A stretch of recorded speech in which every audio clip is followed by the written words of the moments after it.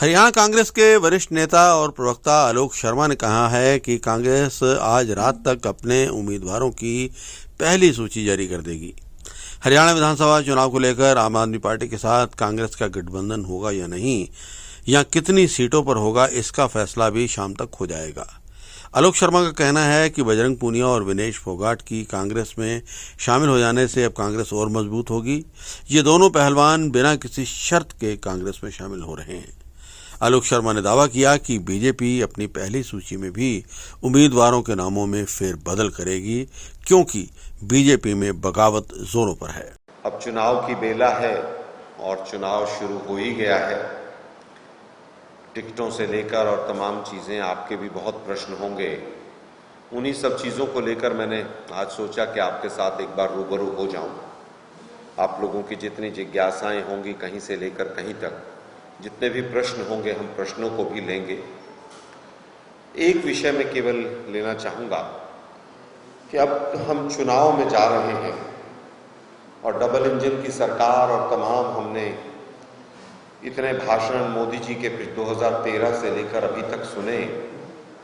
एक सबसे बड़ा विषय जो हरियाणा के लिए सबसे ज़्यादा बड़ा बना हुआ है वो है बेरोजगारी का विषय। कुछ आंकड़ों के साथ में उस बेरोजगारी क्यों बढ़ी और कैसे बढ़ी, उसकी तस्वीर आप लोगों के सामने एक बार रखता हूं, और उसके बाद आपके जो भी प्रश्न होंगे टिकटों से लेकर और बाकी सब, उस सादर आमंत्रित होंगे। साथियों, मोदी जी 2014 में हरियाणा में पहली बार फरवरी के महीने में आए और शुरुआत उन्होंने रेवाड़ी से की। आप लोगों को भी याद होगा कि जनरल वीके सिंह और तमाम फौजी साथियों को, हमारे जांबाज फौजी साथियों को संबोधित करते हुए उन्होंने 2-3 भाषण दिए और उसमें मुख्य तौर पर ये कहा गया कि मर जवान और मर किसान, ये नारा मोदी जी का रहा। और इस नारे के साथ उन्होंने हमारी आलोचना की, हमारी सरकार की आलोचना की। सब लोग भूल गए इस नारे को। आज हम पूछना चाहते हैं मोदी जी से कि मर जवान और मर किसान का जो आरोप आपने हमारे ऊपर लगाया था, क्या युवाओं की आपने 10 साल में डबल इंजन की जो सरकार चलाई, उसमें कभी भी आपने युवाओं की सुध ली क्या? आज वैसे जनरल वीके सिंह जी दिखाई नहीं दे रहे हैं, हरियाणा से ही बिलोंग करते हैं, भिवानी जिले से। इस बार पता नहीं कहाँ है वो, न चुनाव में उनका कहीं पर भी कोई अता पता है, न फौजियों की कोई बात है, न युवाओं की कोई बात है। तमाम जो आंकड़े हैं, अगर हम सीएमआई का आंकड़ा देखें तो लगभग 37 से 38% एक जो युवा वर्ग की बेरोजगारी दर है वो हमारे सामने आती है हरियाणा में। अगर इसी आंकड़े को हम एनएसएसओ के आंकड़े देखें तो जो हमारे समय में 2014 में लगभग 2.5 से 2.75% हुआ करती थी, आज वो 9% से ज़्यादा चली गई। और कमाल की बात तो ये है कि जो एम्प्लॉयड या जो रोजगार की परिभाषा है, बहुत से साथियों को और आपके चैनल के देखने वाले लोगों को भी नहीं पता होगी कि अगर एक हफ्ते के अंदर 2 घंटे किसी को रोजगार मिलता है तो उसको रोजगार वाला माना जाता है, उसको एम्प्लॉयड माना जाता है। इस सरकार की ये एम्प्लॉयमेंट की ये परिभाषा। 2014 में आए लोग, 2014 के बाद सबसे पहला जो कुठाराघात हुआ वो नोटबंदी के माध्यम से हुआ। नोटबंदी के माध्यम से तमाम जो उद्योग थे, या तो उनकी गति मंद पड़ी, या नए उद्योग, जो नई इन्वेस्टमेंट यहाँ इस राज्य के अंदर, हरियाणा के अंदर होनी थी, वो पूरी तरह से रुक गई। उसके बाद जिस जीएसटी का मोदी जी पुरजोर विरोध किया करते थे, जब वो स्वयं में मुख्यमंत्री थे गुजरात के, कहा करते थे फेडरल स्ट्रक्चर जो हमारा है राज्यों का और केंद्र का, उस फेडरल स्ट्रक्चर के ऊपर ये पूरी तरह से कुठाराघात है। फिर उसका गलत इंप्लीमेंटेशन हुआ। 1 नेशन 1 टैक्स की मोदी जी बात करते थे, और हुआ ये कि 1 नेशन और 5 टैक्स तो जीएसटी में ही हो गए और तमाम चीजें जीएसटी से छूट भी गई। जीएसटी के जो फाइलिंग का सिस्टम था वो इतना मुश्किल किया गया कि कहीं ना कहीं उससे व्यापार रुका और व्यापार रुकने के कारण बेरोजगारी दर लगातार बढ़ती चली गई। आज हालत यह है कि अगर 2 सर्वेज और 2 सरकार के आंकड़े दें तो उसमें दोनों के बेसिस अलग अलग हैं। एक में लगभग 38% और एक में लगभग 9% एनएसएसओ के माध्यम से हरियाणा आज टॉप के 2-3 राज्यों में है जहां पर बेरोजगारी दर हाईएस्ट है। एक तरफ बेरोजगारी दर हाईएस्ट है, दूसरी तरफ महंगाई लगातार बढ़ती चली जा रही है। अभी कल ही जो महंगाई के भी आंकड़े आए हैं, कंज्यूमर प्राइस इंडेक्स और होलसेल प्राइस इंडेक्स तो आप देखते ही रहते हैं। तमाम एजेंसीज राज्यवार जो अपने आंकड़े देती हैं उसमें हरियाणा टॉप में है कि महंगाई की दर हरियाणा के अंदर टॉप है। अब जब बहुत ज्यादा बेरोजगारी बढ़ेगी, लोगों को, युवाओं को जब काम नहीं मिलेगा तो उससे तमाम समस्याएं बढ़ती चली जाएंगी। उसमें सबसे पहली चीज तो पलायन केवल हरियाणा से बाहर नहीं हुआ, पलायन विदेशों में भी हुआ। डंकी रूट से कितने युवा हमारे गए सरकार को भी नहीं पता है। कई बार आरटीआई लगाई गई, वो कहते हैं हमारे पास इस तरह की कोई जानकारी नहीं।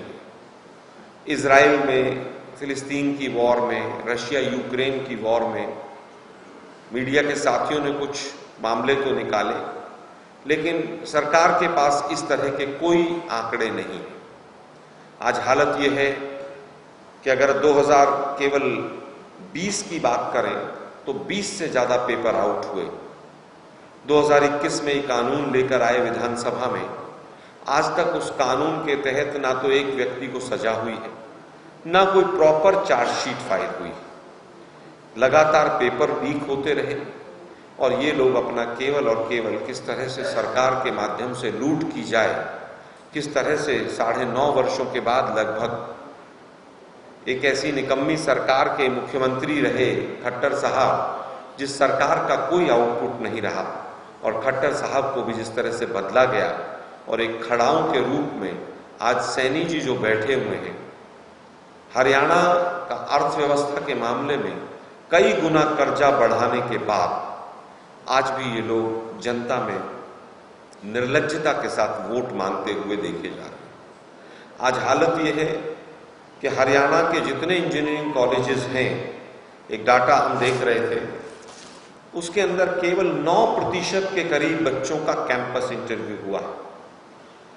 वैसे तो हालत आईआईटीज की भी बहुत बुरी है। अगर बॉम्बे आईआईटी की देखें तो केवल 1/3 के करीब बच्चों को नौकरियां मिली हैं। लेकिन हरियाणा की स्थिति कैंपस इंटरव्यू के मामले में, अगर आप Kurukshetra university, MD university Rohtak और तमाम जो सरकारी पुरानी यूनिवर्सिटीज हैं, रणबीर सिंह यूनिवर्सिटी या इंजीनियरिंग कॉलेजेस गवर्नमेंट या प्राइवेट, अगर उनकी हालत देखें तो 10 में से 1 बच्चे को भी कैंपस इंटरव्यू के माध्यम से जॉब नहीं मिली। आज हालत यह है कि युवा दर की टोकरें खा रहा है और इनके पास कोई जवाब नहीं। अगर और आगे आप देखें कि किस तरह से एक एग्जाम्पल के तौर पर कि स्वीपर की वैकेंसी भी अगर निकलती है सफाई कर्मचारी की, वो भी कॉन्ट्रेक्चुअल बेसिस पर, उसमें लगभग 2.25 लाख एप्लीकेशंस आती हैं और 46,000 या तो ग्रेजुएट्स हैं या पोस्ट ग्रेजुएट्स हैं। तो मोदी जी के जो तमाम भाषण हैं जो वो पहले देते रहे कि 2 करोड़ रोजगार हम प्रति वर्ष देंगे, आज हम सरकार से पूछना चाहते हैं कि 10 साल का हिसाब दीजिए। हरियाणा जो हिसाब मांग रहा है, क्या आपने कितने युवाओं को रोजगार दिया? 2 लाख से ज्यादा जो पद खाली पड़े हैं उनको क्यों नहीं भरा गया? फैमिली आईडी की जो वेबसाइट बनाई गई उससे आपने बेरोजगार लोगों का डाटा या वो कॉलम क्यों हटा लिया? कितने लोगों को आपने रोजगार कॉन्ट्रैक्ट पर दिया, कितनों को प्रमोशन किया और कितनों को स्किल डेवलपमेंट के माध्यम से स्किल्ड किया? तमाम आरटीआई लगाई जाती हैं, घुमा फिरा कर जवाब दिए जाते हैं। इस बजट के अंदर भी जिस तरह से आप लोगों ने भी देखा, हमने भी देखा, 1 करोड़ युवाओं को हम अप्रेंटिसशिप का कार्यक्रम लेकर आए हैं, निर्मला सीतारमण जी ने बताया। आज लगभग आधा फाइनेंशियल ईयर चला गया है और बजट को आए भी लगभग 3 महीने हो गए हैं, पौने 3 महीने। हम पूछना चाहते हैं, वो जो 500 कंपनियां सेलेक्ट होनी थी, उसमें से हरियाणा की क्या कोई कंपनी सेलेक्ट हुई? क्या वो 500 कंपनियों की जो लिस्ट है वो पूरा फाइनेंशियल ईयर जब चला जाएगा तब उसके बाद आएगी? क्या उस अप्रेंटिसशिप का फायदा हरियाणा के युवाओं को नहीं होना चाहिए? मैं समझता हूं कि आज एम्प्लॉयमेंट की जो समस्या, अनएम्प्लॉयमेंट की बढ़ती चली जा रही है, उससे हरियाणा पूरी तरह से 2 चीजों में ग्रस्त होता चला जा रहा है। एक, नशाखोरी लगातार बढ़ रही है, और दूसरा विषय कि युवाओं में डिप्रेशन और सुसाइड की जो दर है वो लगातार बढ़ती चली जा रही है। एनसीआरबी के आंकड़े जो बता रहे हैं वो ये बता रहे हैं कि महिलाओं के ऊपर अत्याचार करने वालों में एक बहुत बड़ी तादाद जो है वो बेरोजगारी उसका कारण है उन मामलों में।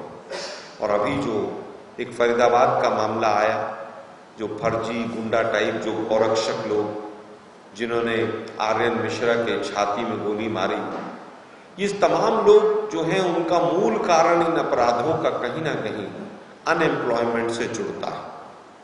तो हमारा बहुत बड़ा एक सीधा सीधा सवाल है कि 10 वर्षों में आपने जो नंबर 1 हरियाणा विकास के दर पर था, विकास के पथ पर था, आपने वो अनएम्प्लॉयमेंट में हरियाणा को विकास से हटाकर अनएम्प्लॉयमेंट में नंबर 1 पहुंचा दिया। आप किस मुंह से आज युवाओं से वोट मांगते हैं? जो मर जवान और मर किसान का नारा मोदी जी आपने दिया था कि हमारी वजह से किसान और युवा जो है, जवान जो है, उसकी हालत खराब है। मोदी जी, खट्टर जी और नायब सैनी जी तीनों हमारे इन सवालों का उत्तर दें, हम ऐसी उम्मीद करते हैं। और इनका जाना तो वैसे तय ही है, अभी लोग जा ही रहे हैं। जिस तरह से इनकी पहली लिस्ट आई और टिकटों में सर फुटअव्वल हो रहा है, पिछली बार नारा था, अब की बार 75 पार। एक ही दिन में 75 नेता इनके पिछली एक दिन 24 घंटे में छोड़कर चले गए हैं। तो जिस हालात से आज भाजपा गुजर रही है, 10 के करीब परिवारवादी लोग जो हैं, जिनको ये परिवारवादी कहते हैं, किसी की पत्नी है, किसी की बेटी है, किसी का बेटा है, लगभग 10 लोग ऐसे हैं टिकटार्थी जो परिवार से ताल्लुक रखते हैं। मोदी जी इस बार अब जब हरियाणा में आए तो परिवारवाद पर भी जब बोले तो जरा इस लिस्ट को लेकर भी बैठ जाइएगा। लोकसभा के अंदर तो 10 में से 6 कैंडिडेट ऐसे थे ही, जिन 6 कैंडिडेट का ताल्लुक कहीं ना कहीं कांग्रेस से इतिहास में रहा है। इस बार जो लिस्ट आई है उसमें भी 20 से ज्यादा कैंडिडेट ऐसे हैं, या तो वो जेजेपी से लिए गए हैं, या कांग्रेस से लिए गए हैं, या इनेलो से कभी आए हैं।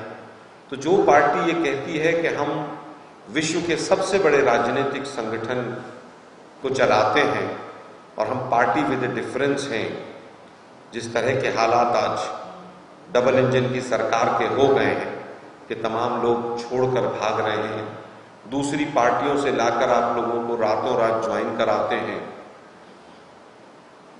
ऐसी क्या दिक्कत है कि 10 साल में आपके पास अपना कैडर भी नहीं?